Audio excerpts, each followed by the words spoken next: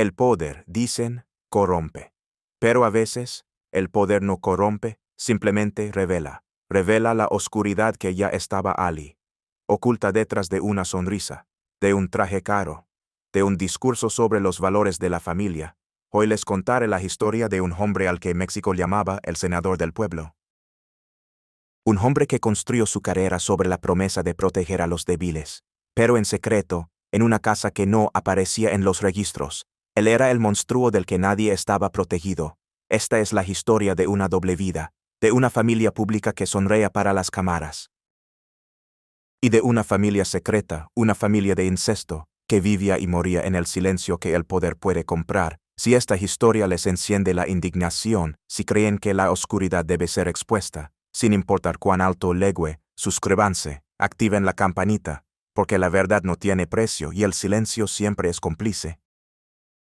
Javier Roldán era un investigador privado, un ex policía que había visto suficiente corrupción como para abandonar el uniforme, pero no la vocación. Había dejado la fuerza después de un caso de una niña desaparecida, un caso que apuntaba a un empresario poderoso, un caso que sus superiores le ordenaron cerrar. Se negó. Y al día siguiente, encontraron su coche con drogas plantadas. Fue exonerado, pero el mensaje fue claro. El sistema no era su amigo, así que se fue. Su oficina era un pequeño cuarto en el centro de la Ciudad de México, sobre una tienda de refacciones. Olía a café rancio, a papeles viejos y a cinismo. Javier se especializaba en encontrar lo que la gente poderosa quería mantener oculto. Y usualmente lo encontraba. El teléfono sonó una tarde de martes. El sonido estridente rompió el silencio de la oficina. Una voz de mujer, débil, asustada, casi un susurro. ¿Es usted el señor Roldán?, preguntó. Sí, mi esposo. Él está muriendo. Es Marcos Aguilar. Trabajo para el senador Montes. Tiene algo que contar. Algo que no lo deja morir en paz. Dijo que solo hablaría con usted, que usted es el único que no tiene precio. Javier aceptó. Los moribundos, a menudo, decían las verdades más aterradoras, eran los únicos que ya no tenían nada que perder. La dirección lo llevó a un hospital público en Iztapalapa, un laberinto de pasillos grises y caras cansadas, a un cuarto en el ala de cuidados paliativos. El olor a antiséptico y a muerte inminente era abrumador. En la cama yacía un hombre. Marcos. Había sido el chofer y jefe de seguridad del senador Arturo Montes durante 30 años. Un hombre grande, fuerte. Javier lo recordaba de las fotos de los periódicos, siempre un paso detrás del senador, una sombra leal. Ahora, era solo un esqueleto cubierto de piel gris, conectado a tubos, luchando por cada respiro. Gracias por venir, susurró Marcos, su voz un estertor. Javier se sentó a su lado, en una silla de plástico fría. ¿Qué es lo que no lo deja irse, Marcos? Los ojos del hombre se llenaron de lágrimas, lágrimas que se perdían en las arrugas de su rostro. Le falle, a ella, a los niños. ¿A quiénes?, preguntó Javier suavemente. A la otra familia, susurró Marcos, la familia secreta del senador. Javier se inclinó más. El rumor de una amante era común en la política, casi un cliché. Pero la voz de Marcos hablaba de algo más oscuro. No es una amante, dijo Marcos, como si leyera su mente. Es peor, mucho peor. Hizo una pausa para respirar. Un sonido agónico, como una máquina oxidada. Es su sobrina, Elena, la hija de su hermano muerto. La tiene en una casa. En Toluca. Escondida. Desde que ella tenía 15 años. Javier sintió un nudo frío en el estómago. 15 años. ¿Y los niños?, continuó Marcos, con un sollozo ahogado. Hay niños, sus hijos, los hijos de él y de su sobrina. Nacieron mal. El niño, Leo, está enfermo, siempre está enfermo. La sangre no le coagula, como los zares de Rusia. La niña Luna, ella no habla. Nunca la he oído decir una palabra, solo mira, con unos ojos que lo han visto todo. Marcos agarró la mano de Javier. Su piel era fría, huesuda, su agarre, sorprendentemente fuerte, como el de un hombre que se ahoga. Él es un monstruo, susurró, un monstruo con cara de santo. La casa es una prisión. Una prisión bonita, pero una prisión. Yo los llevaba, el dinero, la comida, al médico que los atendía en secreto. Fui cómplice, durante 30 años, por lealtad, por miedo, por dinero. Encuéntrelos, por favor. Saquélos de allí. No puedo morir con esto en mi conciencia. Marcos le dio una dirección, escrita en un trozo de papel arrugado. Luego cerró los ojos, y su mano perdió la poca fuerza que le quedaba. Murió 2 horas después, llevándose sus secretos y dejándole a Javier una carga terrible. Javier salió del hospital. La noche de la Ciudad de México lo envolvió. Las luces de los coches, el ruido, pero el frío que sentía no era por el aire. Era por la historia que acababa de escuchar. El senador Arturo Montes, el hombre del pueblo, el campeón de la justicia social, el político que hablaba de los valores de la familia en cada discurso. Un monstruo. La investigación comenzó al día siguiente. La dirección lo llevó a un suburbio de clase media alta en Toluca. Calles tranquilas. Árboles bien cuidados, casas idénticas, una fachada de normalidad perfecta. El tipo de lugar donde los secretos se guardan bajo llave. La casa era indistinguible de las demás. 2 pisos, fachada de ladrillo rojo, jardín perfectamente cuidado, una valla blanca. Pero Javier, con su ojo de expolicia, notó los detalles. Las ventanas del segundo piso tenían barrotes, discretos, pintados de blanco, como si fueran parte de la decoración, pero eran barrotes, y había cámaras de seguridad, pequeñas, casi invisibles, en cada esquina, demasiadas para una casa normal. No eran para proteger de los que estaban afuera, eran para vigilar a los que estaban adentro. Javier comenzó la vigilancia. Alquiló un cuarto en una casa enfrente con una vista perfecta. Pasó días observando, fotografiando, anotando, días que se convirtieron en semanas. La vida en la casa era una rutina extraña, mecánica. Una mujer joven salía una vez al día. Elena iba al mercado, siempre a la misma hora, siempre con la mirada baja. Se movía como un automata, sin expresión. Compraba lo mismo, recorría las mismas calles, como un fantasma en su propia vida. Nunca vio a los niños salir, nunca. Ni al jardín, ni a la calle. La casa era su mundo entero, su universo, su prisión. Una tarde, vio a un médico legal, un hombre de aspecto caro, con un maletín de cuero, entró. Estuvo 1 hora, y se fue. Javier anotó la matrícula. Investigó. El doctor Anaya, un hematólogo de prestigio, con una clínica privada en Las Lomas, y una deuda de juego considerable. Chantaje. Así compraba el silencio el senador. Una vez a la semana, los jueves por la noche, legaba él el senador Arturo Montes.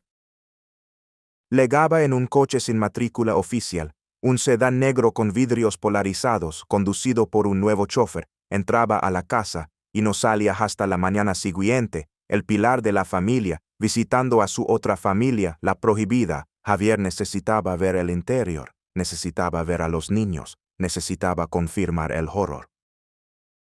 Se hizo pasar por un técnico de la compañía de Internet, con un uniforme falso y una orden de trabajo falsificada.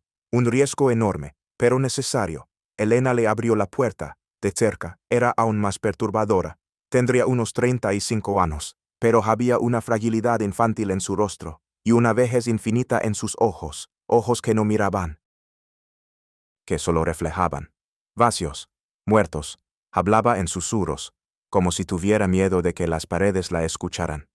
«Tenemos un reporte de fallas en el servicio», dijo Javier con voz profesional. Ella asintió, sin preguntar, sin sospechar. Estaba acostumbrada a obedecer, a no hacer preguntas. Lo dejó entrar. El interior de la casa era extraño. Impecablemente limpio, estéril, como la habitación de un hospital. Los muebles eran caros, pero impersonales. No había fotos familiares, no había dibujos de niños pegados en el refrigerador, no había juguetes tirados por el suelo, no había vida, solo un silencio opresivo, el olor a cloro y a aire acondicionado. ¿Dónde está el módem?, preguntó Javier. Arriba, en el cuarto de los niños. Subieron la escalera. El pasillo del segundo piso estaba oscuro, las puertas cerradas. Ella abrió una, con una llave que sacó de su bolsillo. El cuarto de los niños.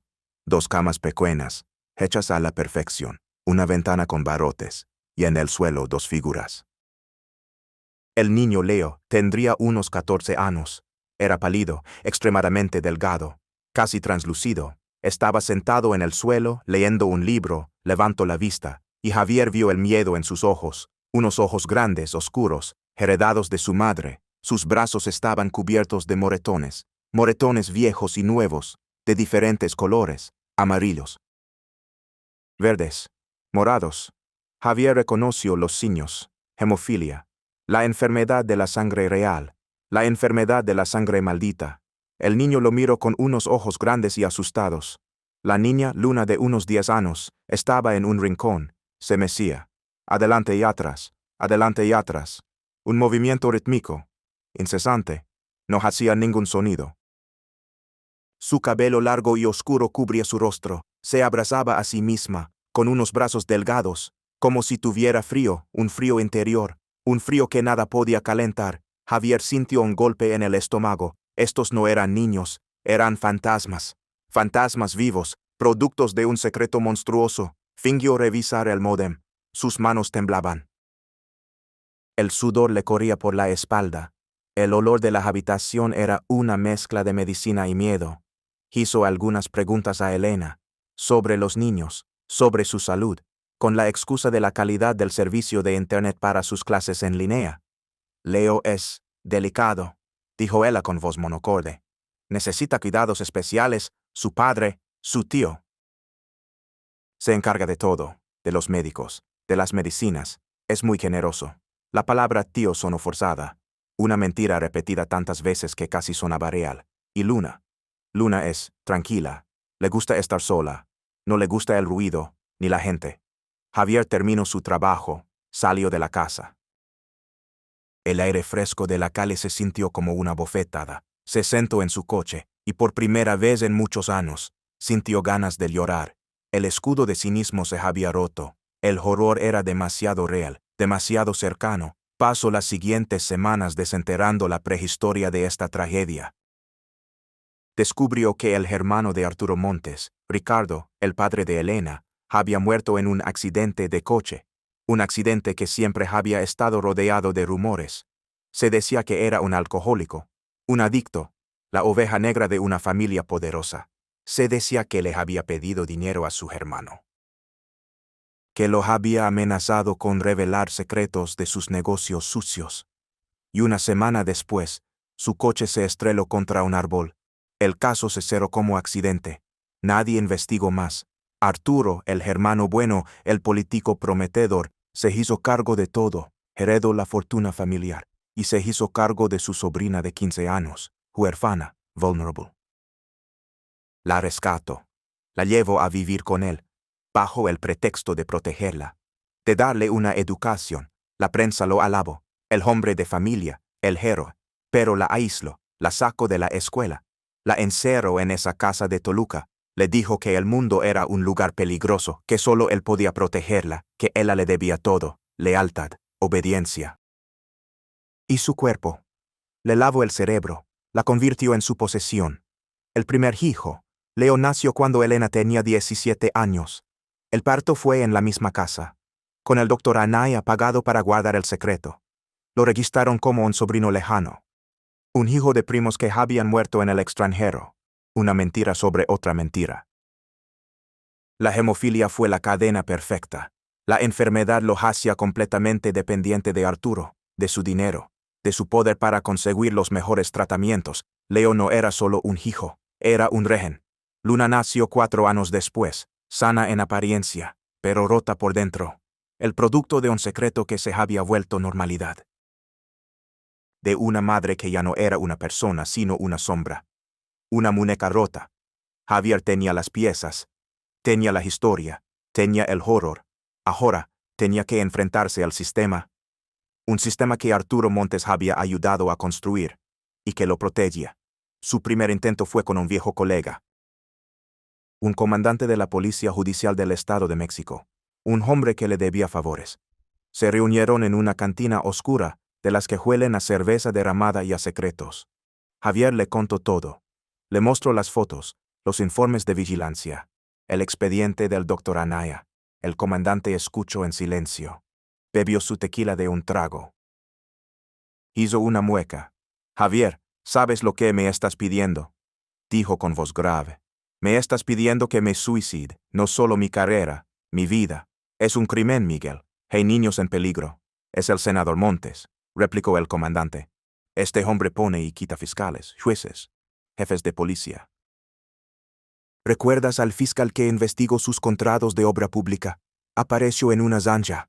¿Recuerdas al periodista que publicó sobre sus nexos con el narco? Se cayó del 6º piso de un hotel. Si yo abro una investigación sobre él, al día siguiente estoy dirigiendo el tráfico en un pueblo perdido, o peor, en una zanja. No puedo ayudarte, Javier. Nadie puede. Olvídalo. Quema esos papeles, por tu propio bien.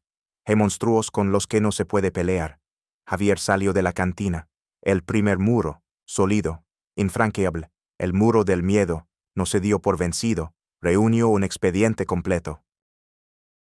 Y lo llevó a la Fiscalía Especial para los Delitos de Violencia contra las Mujeres y Trata de Personas, una institución supuestamente diseñada para estos casos. Lo recibió una fiscal joven, ambiciosa, de mirada dura. Escuchó la historia con atención. Revisó las pruebas. Su rostro se endureció.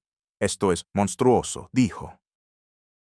Si lo que dice es cierto, es uno de los peores casos que he visto. Es trata de personas, abuso, incesto, todo. Javier sintió una chispa de esperanza. Entonces, va a actuar. La fiscal se reclinó en su silla. Juntó los dedos. Necesito hablar con mi superior, con el fiscal general. Un caso de esta magnitud necesita su autorización. Espere mi llamada. 2 días después la fiscal lo llamó. Su voz era diferente, fría, distante, robótica. Señor Roldán, hemos revisado su expediente, dijo como si leyera un comunicado de prensa. Si bien la información es perturbadora, carece de un elemento crucial, la denuncia de la víctima. Sin el testimonio de la señora Elena, su caso es circunstancial, no podemos proceder. Ella no puede denunciar, está aterrorizada, es una prisionera, protestó Javier.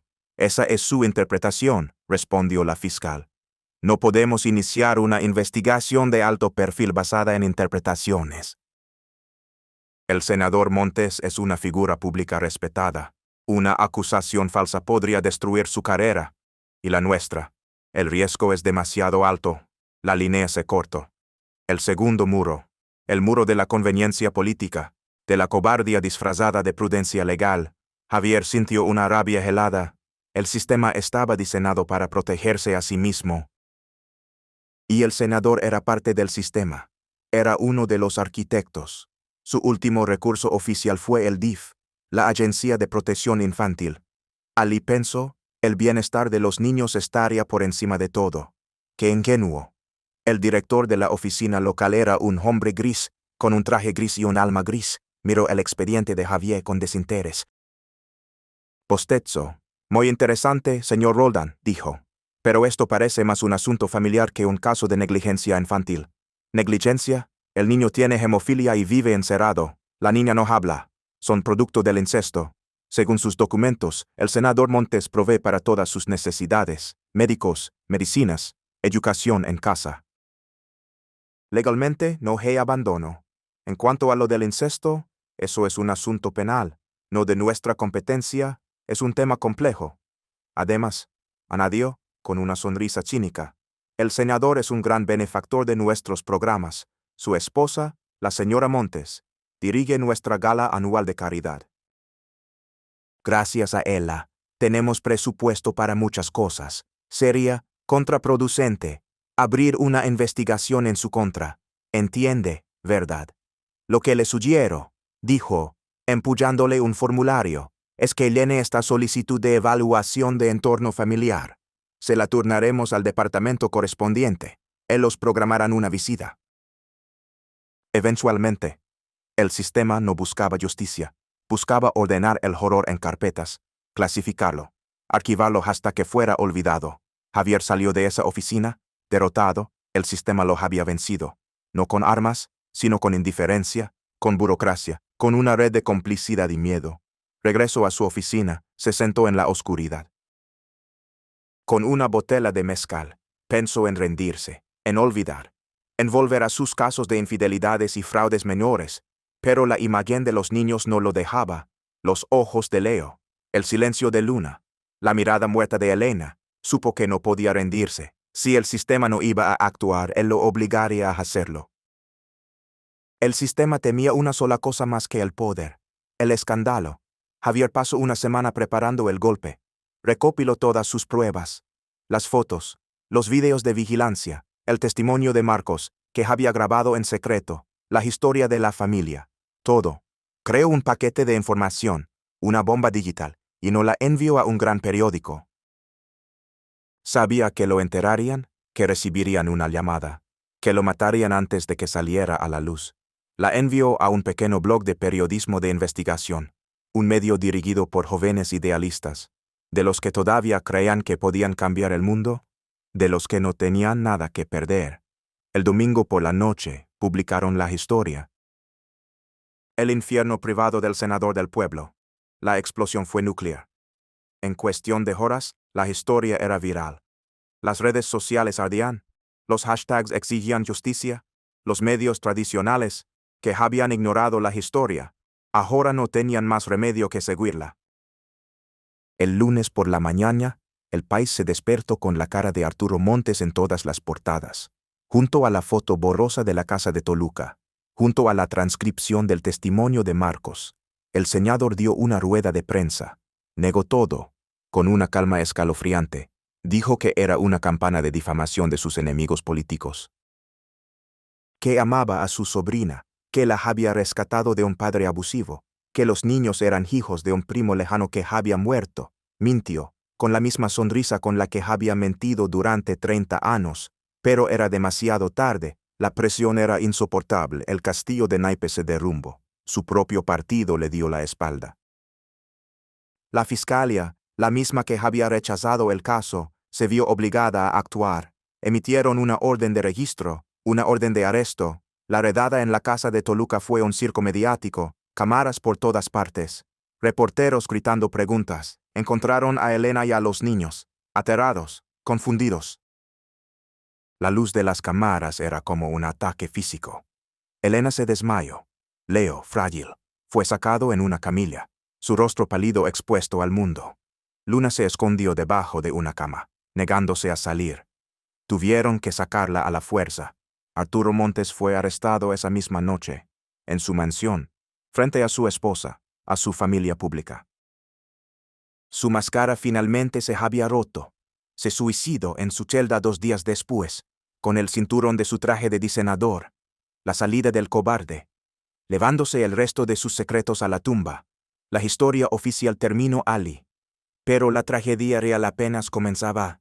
La familia pública del senador quedó destrozada, humillada. Se convirtieron en parias. El dinero desapareció, los amigos se esfumaron, y la familia secreta fueron rescatados. Pero, ¿qué significa ser rescatado cuando te arrancan del único mundo que conoces? Elena fue internada en una institución psiquiátrica. La diagnosticaron con síndrome de Estocolmo severo y trastorno de estrés postraumático complejo. Pasaba los días mirando una pared en blanco, llamando a Arturo, a su tío, a su captor, a su Dios, a su único amor. Leo y Luna fueron puestos bajo la tutela del DIF, separados. El sistema decidió que su relación era traumática y que debían crecer en entornos normalizados. Leo recibió el mejor tratamiento médico para su hemofilia, pero lo pusieron en un orfanato para adolescentes, un lugar violento, hostil. Su fragilidad física y emocional lo convirtió en un blanco fácil. Se refugió en los libros. Pasaba sus días leyendo, escapando a otros mundos, pero la realidad siempre lo encontraba en los pasillos oscuros del orfanato.